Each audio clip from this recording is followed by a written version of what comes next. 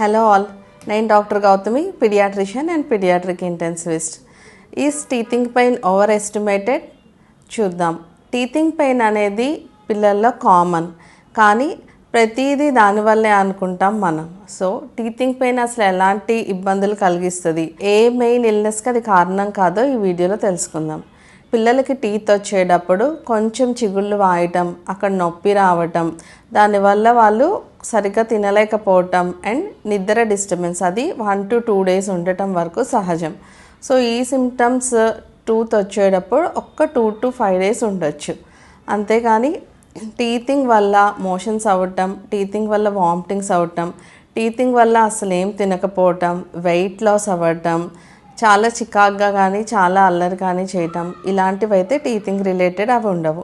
So మీ పిల్లలు అస్సలు food తినకపోతే కనుక దానికి రీజన్స్ ఎనీమియా లాంటివి అయి ఉండొచ్చు.